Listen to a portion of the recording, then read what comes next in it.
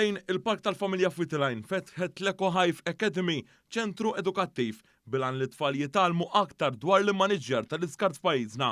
Ġurnalisti mill-kmamar tal-aħbarijiet differenti kellhom l-opportunità li jżuru dan il-post waqt li esperjenzaw dan il-post blob differenti u interattiv. Dwar dan tkellimna aktar mal-kap eżekuttiv tal-Wayserv, Richard Bilokka. Il-Wayserv hawnhekk qed tagħmel l-edukazzjoni b'mod sabiħ ħafna. Ġifieri rajna li il-medium li jużaw it-tfal, it-tablets, il-logħob interattiv, affarijiet moderni, affarijiet kollha kuluri biex bekk it-tfal jiġu jitgħallmu fuq l-immaniġġjar tal-iskart u anke jieħdu pjaċir. Preżenti kien hemm ukoll il-Ministru responsabbli mill-qasam tal-Ambjent Mirjam Dalli li spjegat li dan iċ-ċentru edukattiv jgħin fil-mira biex 10% biss tal-iskart jittieħed fil-miżbliet, dan anke fit-twettiq tal-bini tal-Eco Hive li permezz tiegħu l-iskart se jiġi mibdul f'enerġija rinnovabbli. Nemmen li t-tfal huma l-ambaxxaturi tagħna biex iwasslu messaġġ li verament jista' jagħmel differenza anke fejn jidħol il-maniġġjar tal-iskart.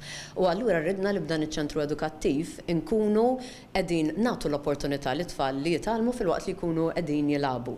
Għaliex jekk ikunu konvinti huma jistgħu jikkonvinċu lill-ġenituri tagħhom u lin-nannit tagħhom. Dan iċ-ċentru fetaħ fl-aħħar ta' April u s'issa żaru dan il-post aktar minn 600 persuna. Dan iċ-ċentru edukattiv ikun miftuħ bejn it-tlieta u l-ħadd bejn 9 ta' filgħodu u l-4 ta' wara nofsinhar. Dan iċ-ċentru se jingħaqad mal-ispazju pubbliku ġdid li se jkun qed jinfetaħ minflok l-impjant ta' Sant'Antnejn fejn ix-xahar li għadda Wayserv ħarġet is-sejħa għall-offerti tax-xogħol tal-iskafar u xogħol ieħor preparatorju.